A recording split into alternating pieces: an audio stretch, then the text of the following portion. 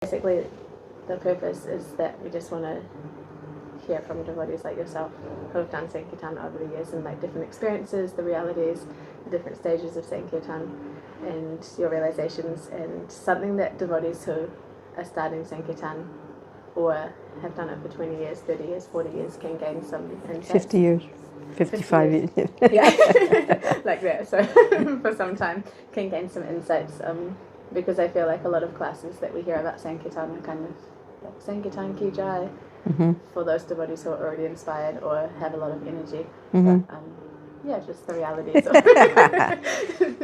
what you've learned over the years. Yeah, so I was wondering if you can start with explaining the different stages of Sankirtan. So from when you first started book distribution, what that service looked like for you and how that's changed over time. Okay. Well, when I started book distribution, it was the day I walked into the temple, and they put a sari on me, and they took me out on Sankirtan, and they put some Back to Godhead magazines in my hands, and they said, distribute them. They were 50 cents each then. So that was how I started. They throw you into the water and tell you to swim. Yeah. So because that's all we had in those days, we just had Sankirtan and Back to Godheads. That was it. So that went on for some time, and then I got inspired reading teachings of Lord Chaitanya and other books by Prabhupada, that not just in the safety of the Sankirtan party can I distribute books, I can go door to door. So all around the temple I started to go door to door to distribute books. So that was the next stage. And then after that, I decided that, because I came from a small city, Philadelphia, and it's quite laid back. One devotee from New York, he came to visit us in Philadelphia, and he said it was the only place he's ever been that you can fall asleep while you're distributing books. You know? So I decided to try New York. So I went up to New York, and in New York, it was very cosmopolitan. Even the temple, there were like, 100 and some devotees, whereas we only had maybe 7 devotees, So you really had to kind of survive on your own. So I started out with the party. I'd go out where the Sankirtan party was and distribute books there. Still, we only had magazines at that time. It was 1970, 1971. And then I decided, well, let me look for a good spot where I can, because by 72, Prabhupada was really emphasizing book distribution in his letters to everybody. So I decided I would search for a place where I could do more book distribution and carry books with me, actually. So I'm searching. I never lived in New York. I didn't know New York from nothing. It's a big city.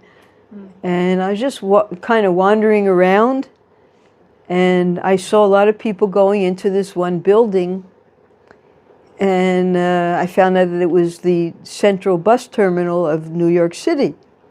So I decided to go in there and see, maybe that would be a good place.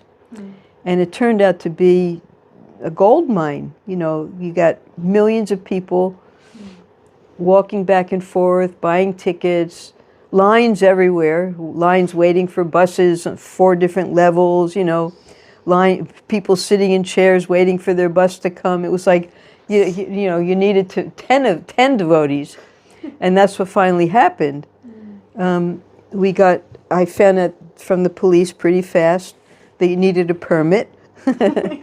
So I arranged for a permit, and I started going there every day, and so many books, and I'd bring devotees, future devotees back to the temple. It was just fantastic. And then we'd set up a table, so somebody would be at the table, and we had books stocked in our lockers, and it was a whole production. And more devotees, they would come out in slots, 3 hours at a time, 8 hours at a time, whatever time they had. And it became incredible. So many devotees were made there, so many books were distributed. And that went on till not too long, 2 years maximum. And then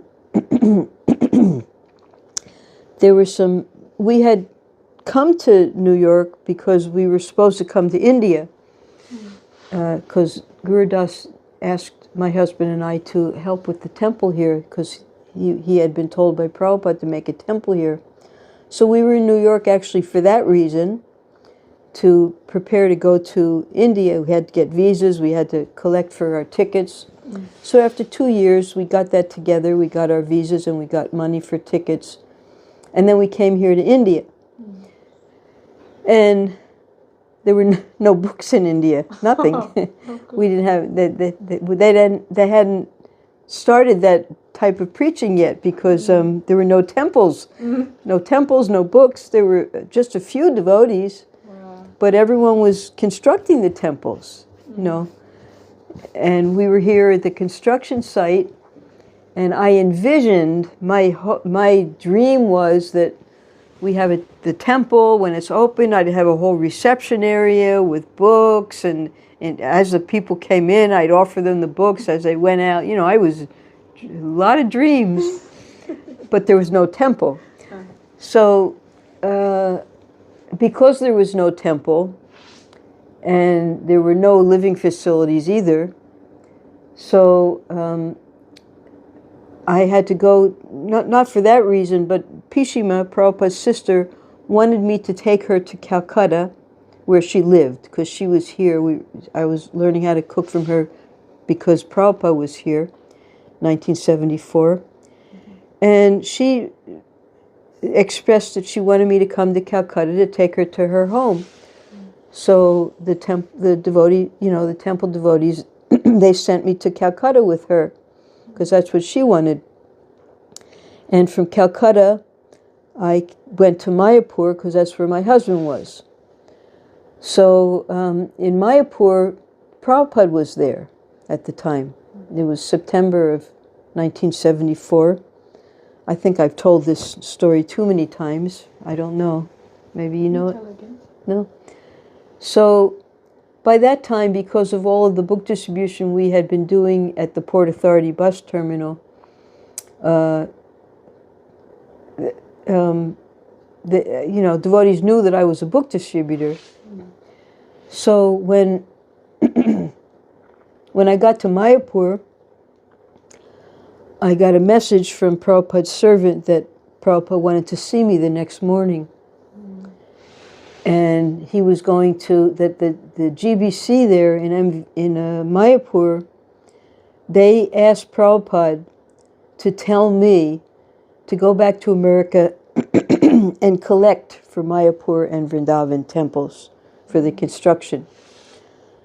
So the servant who I knew, that was Shruti Kirti, because he joined in Philadelphia, he warned me that night that, look, Prabhupada's going to call you, this is what's going to happen.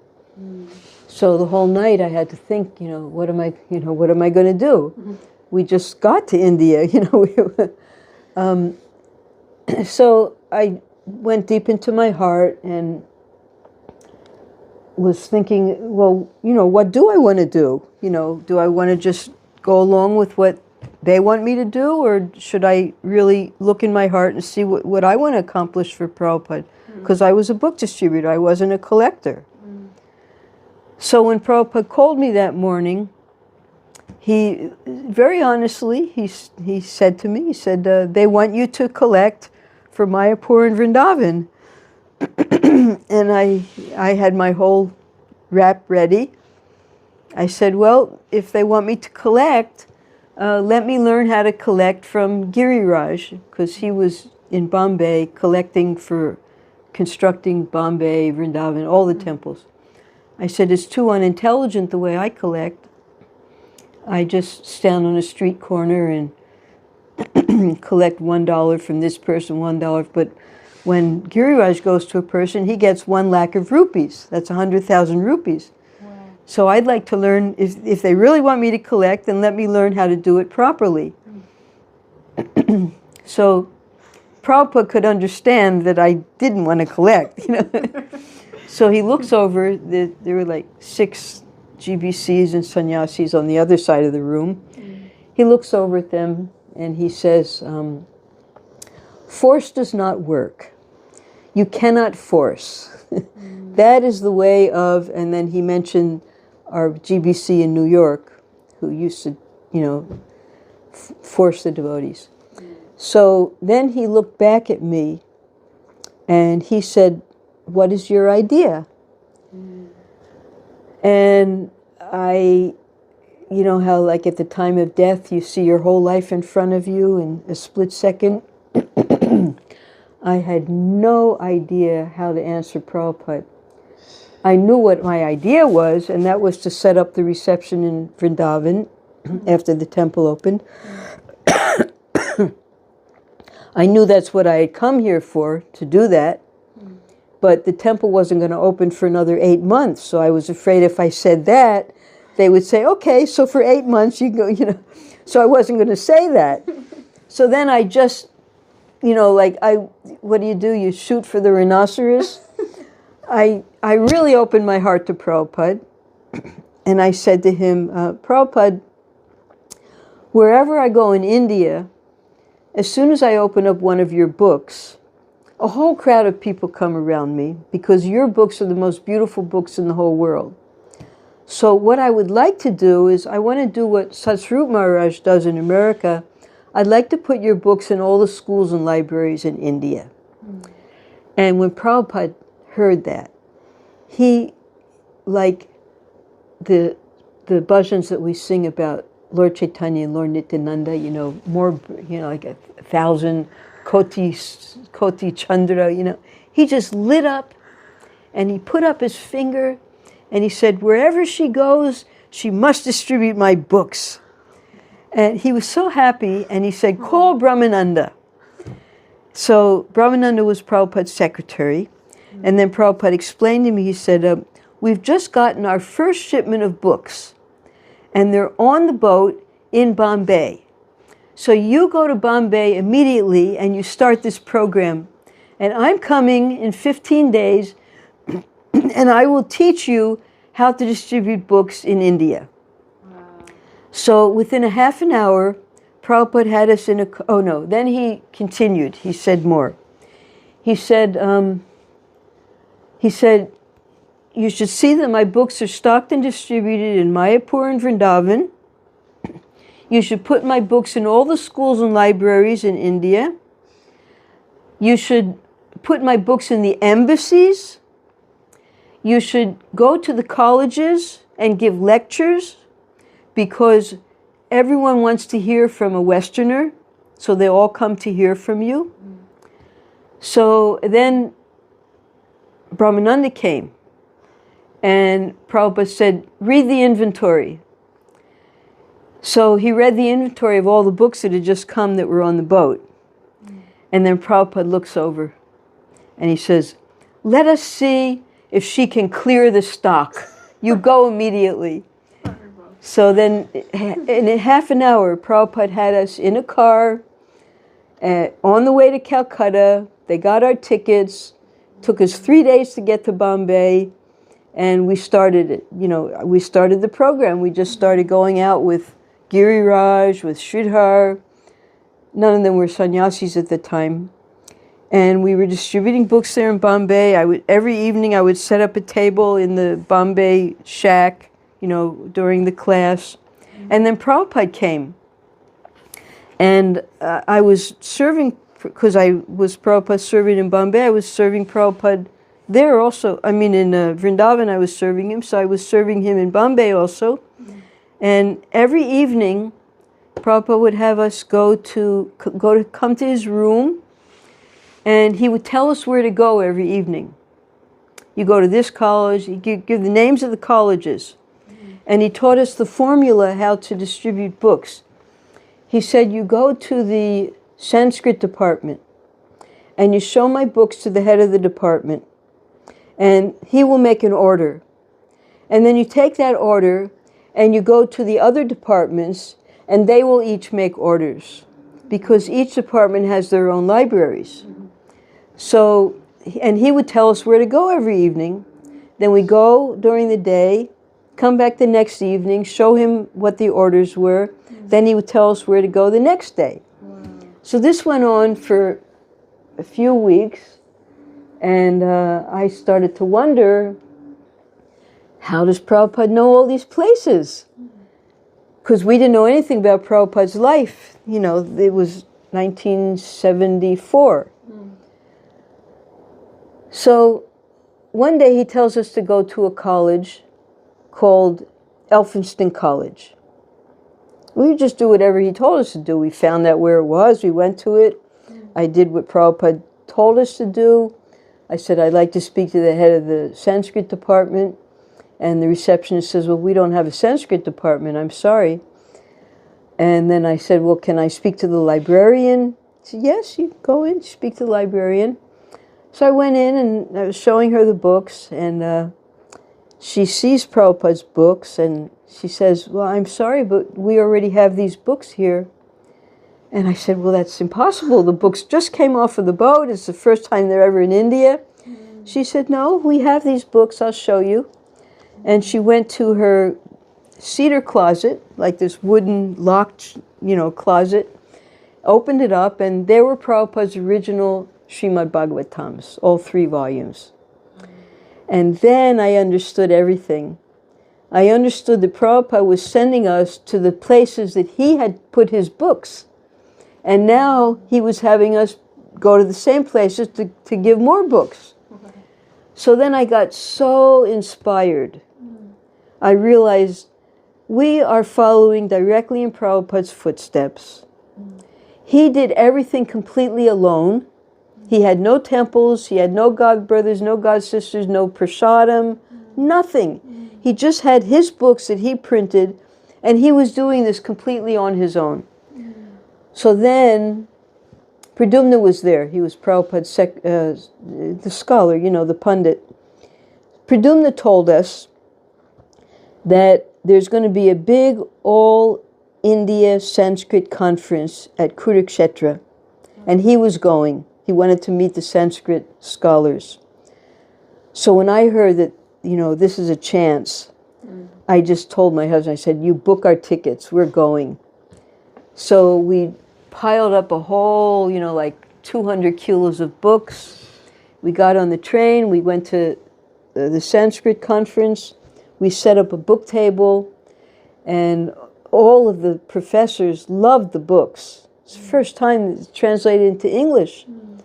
So they all took the books, we ran out of books, and they gave us invitations to visit their universities and colleges all over India.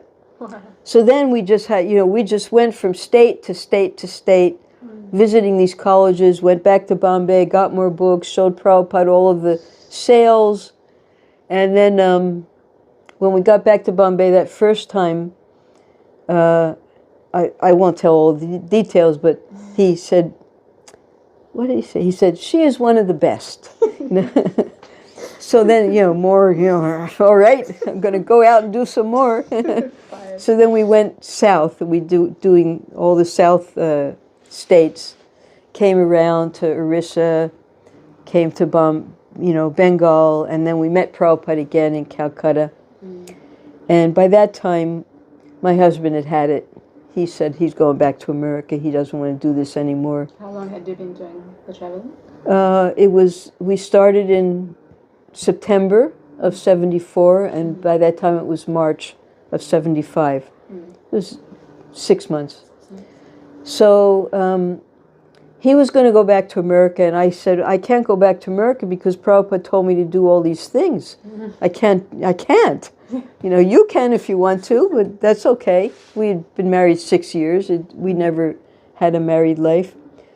So he went back, and I was there in Mayapur. I stayed in Mayapur, and they had the first building there, so I asked Bhavananda, the GBC, could we make a book table? Could I start distributing books? Like that. So we started, it was exactly what Prabhupada told me to do, so I started in Mayapur, and then came back to Vrindavan.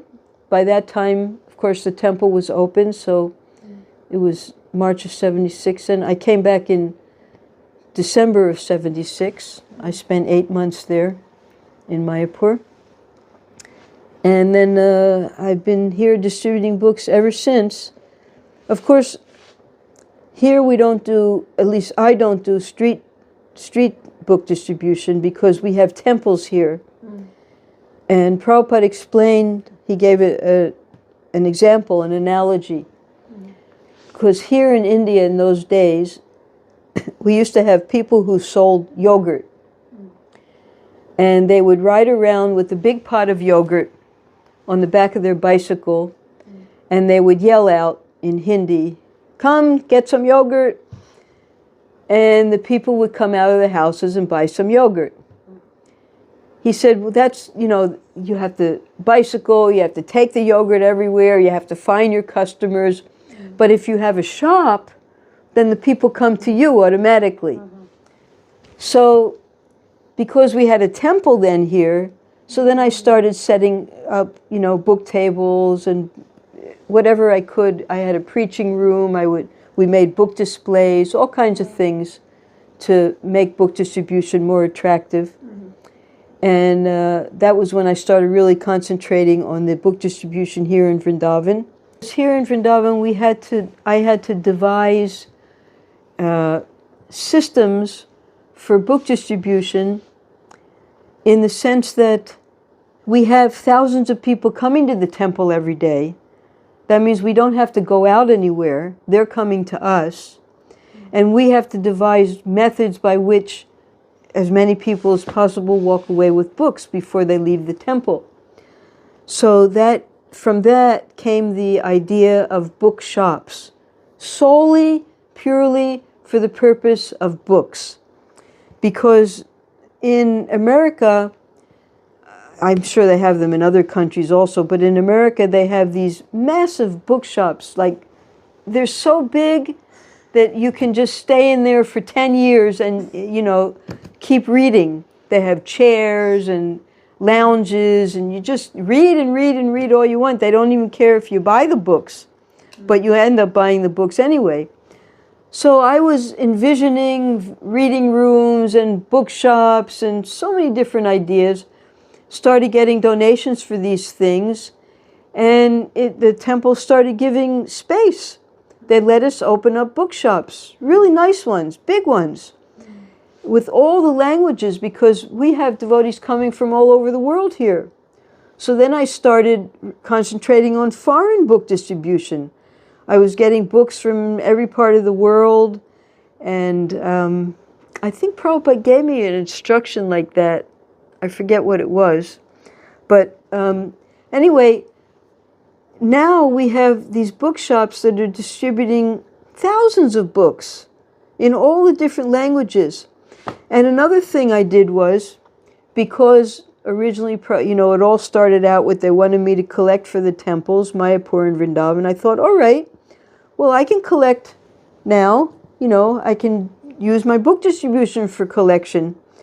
So then I went into the fundraising department here, our Bhishma department, and a new aspect of book distribution started there, because I would write the letters for the fundraising, and we would send out 10,000 letters at a time, whatever, 20,000, all over India. People would send in donations, and for their donations I would give them books and prasadam. So that was more thousands of books. But then after about 20 years of doing this, we ran out of the books. We had already sent all the books to everybody. So then I thought, well, we need some new books. So then I started writing books, and I started devising different, really nice books. I got a license from the BBT, and making all new books, printing them in all the languages that we needed. And that just made a whole new level of book distribution. So that then we had more books for our bookshops. We had more books to distribute to the temples because they didn't have these books. So that multiplied our book distribution even more. And whatever books I wrote, I would just give to the temple. We would print. I mean, some of our books now, we've printed 100,000 of these books because I know what the devotees need for their book distribution. So I would make books for them to hand out on Sankirtan. Little books that don't cost much to answer questions that newcomers have. So we've done about 60 books now in all different languages, and all that belongs to the temple, and the temples from all over the world take those books now. So it's magnified more and more and more. And now I'm old, and from sitting at the bookshops, let's say 10 hours a day or more, I lost my ability to speak after my lungs broke down. So now I've trained other devotees to sit at the bookshops. We have about 20 devotees at the 2 different bookshops because I don't make them work 10 hours a day like I did because I know they'll just lose their voice like I did. So, we keep it not more than 6 hours a day for the devotees. And it's going very well. And then whenever there are programs here, like Rath Yatra, we're at Kumbh Mela now, the devotees went out. We always have big programs that we can go to for preaching all around India. So I just try to facilitate the devotees now because now I'm old and useless, and they kind of put me out to pasture. I just make sure that the bookshops are going well, and whenever the temple needs books printed, like they might need a subject, people come, they ask for particular books, they don't have them, so okay, write this book. Write a book about etiquette, write a book about the history of the temple, write a book about ecstasies, whatever they need. Now I write for them, and that gives me a feeling that I'm still engaged in book distribution by helping with these new books, because devotees need these books. All the books are always taken directly from Prabhupada's teachings, so it's just like an expansion of Prabhupada's books. So in my old age, when I can't go running around and doing what I used to do, I feel that at least I'm helping with book distribution by writing books and by overseeing the bookshops and encouraging new devotees to take part in book distribution, always having a place for them at one of our book tables, and taking it to a level of now facilitating book distributors because I'm useless now. So my speaker's not on, so maybe you don't hear me. Okay. Oh, it is? Okay. I don't like getting old, but it's part of life. Jana mritu jara vyadi. And the jara has got a good hold on me, embracing me tightly. But even in this so-called old age, I'm trying to help book distribution by encouraging the younger devotees to take book distribution very seriously, and also cultivate devotees who have been devotees for a long time, but they don't know what services they could engage in. So I welcome them. You come, you distribute books in our shops, at our tables, and that way, like behind the scenes, I'm still trying to do book distribution, though actively I'm quite useless. So I beg the forgiveness of the devotees for my inability to take active part anymore, but I'm trying as best I can from behind the scenes to help the younger devotees in their book distribution. Hare Krishna. Hare Krishna. Okay. So it seems like a lot of the times that you've had to like the situation will change and then you change your style or approach of Yeah. book distribution. That's so how right. have you kept that steady determination and attachment to Srila Prabhupada's direction through all the changes of life? All the instructions that he gave me, I just, some way or other. Now we have also a BBT library party. Massive book distribution. We have about 6 parties all over the country. I get donations here for book sets. We were doing Srimad Bhagavatam book sets while they were of good price, a reasonable price. They become too expensive now.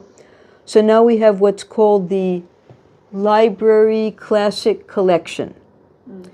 And it's all of Prabhupada's books, plus the first canto of Srimad Bhagavatam. It's about 30 books. It's reasonable. One set is 3,000 rupees. And we donate these book sets to all the libraries. And they put them in their library. They sign a certificate. And because I can't travel around anymore, we have in Ujjain, Bhubaneswar, in Trivandrum, in Gurugram, in Nasik, in Rajasthan, in UP, like that. We have these groups of brahmacharis, and they do all of the footwork. We provide them with the free book sets, and they just go to the colleges, donate the books to the libraries, and get the certificates and send them back to us. So we've done 900 schools and colleges so far. I mean, it's nothing compared to what we have in India, but at least we're trying to fulfill Prabhupada's order to see that his books are stocked and distributed in all the schools and libraries in India. So that way I'm just trying to catch hold of the youthful energy of the next 2 generations to engage them in book distribution, because I can't be so active anymore. It's amazing that was from 1970. Yeah. That's when Prabhupada told you to do that. Yeah, and still trying to do it's it. still going on. One more aspect that we opened a website for doing international book distribution. So that was going quite well for a few years. Now we've also turned that over to younger devotees, and they have that. So in that way, we're always looking for new avenues, how to increase book distribution. We're not attached to particular methods of book distribution. Just whatever inspirations we're getting, we try them. And usually things are quite successful because the media, the society changes, and as it changes, we also have to change our techniques for how we distribute Prabhupada's books. Okay? What actually inspires you to, how do you stay so inspired year after year for being innovative? Because of the value of Srila Prabhupada's books. Always devotees come to Krishna consciousness for different reasons. I came because of Prabhupada's books. I learned Sanskrit to some degree, as much as I needed. I helped in the printing press. And the natural inclination is when you have something nice, you want to share it with other people. So for me, Prabhupada's books are the greatest treasure of Krishna consciousness. So I like to distribute Prabhupada's books. And everything that Prabhupada has said about his books is, I find, to be 100% correct. You just read one page, one paragraph, even one line, it can change your life. So I try as far as possible to make those books available for everybody in any way possible. Okay. And you mentioned in a voice message how you were saying that there can be some challenges about the life. You said it would be more like a soldier wounded on the battlefield that carries on. Well, yeah, So I'm the wounded. Is If you No. can speak to what are the After main my challenges? lungs broke down, I can't do much in the shops anymore because in the shops I was constantly getting one lung infection after another from the people who came from all over the world. So it came to for 3 years I couldn't speak at all. That was when I started writing books. So I just have to admit my inabilities and work around them. You know, it's just like if someone has a broken leg. So if you have broken lungs, then it means you can't do all that extra talking that you would like to do to people. So I had to find, even when I do sit in the bookshop now, I don't speak. I've made the bookshops in such a way that they're so attractive, all the books. The people, you know, like if you're doing one-on-one book distribution, you try to get them to take a book, you know, one book. But when people have a whole bookshop to go through with hundreds of titles, well, they'll walk out with 10 books. And you don't have to do anything because they know what they want and they'll find it.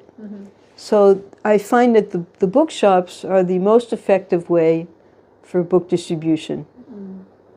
And then you had your early day preaching in America, and then you had your traveling Sankirtan around India. Yeah. In those two stages of your Sankirtan, what were the main challenges that you had to overcome in the beginning? Prasadam. I never knew where it was very difficult in America. They would send me out prasadam once a day, so I'd be starving most of the time. How many hours you were out? I would leave at 6:20 in the morning and get back by 8:30 at night.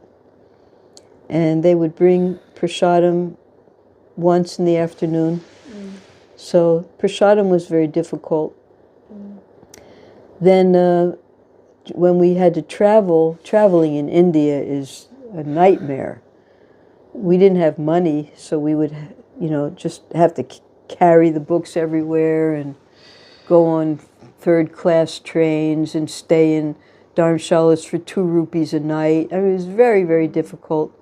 And I would get sick all the time. But it didn't matter. You know, it was still book distribution. I wanted to do it, so I did do it. And from that, I learned more or less what not to do, how to be more effective. And for now, at this stage of my life, age 74, the bookshops are the most effective and the most fruitful for book distribution because the people themselves will choose the books. You don't have to, you just have to sit there and collect the money. That's all. Yeah, they walk off with what they want. Conserves a lot of energy. Yes, it does. And a lot of talking power. Did you ever have any internal challenges with book distribution? Or was Internal, never. It was always No, easy? it's always my, it's what I wanted to do for Prabhupada, and it's what I did. That's all. So that desire was always very strong from the beginning. Always. Yes. And there was a key instruction.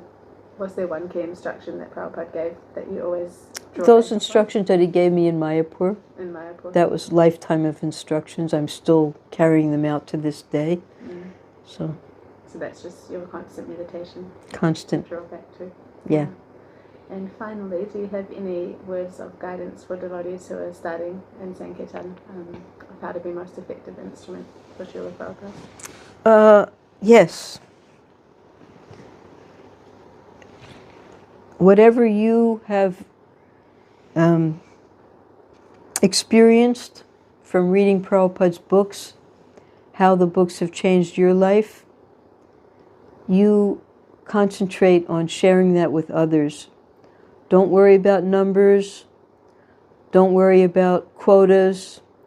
Don't worry about mantras. Get your rounds done early in the morning. Read Prabhupada's books, and Krishna will send you sincere people who are looking for Prabhupada's books, and you'll be able to help them to make their lives perfect.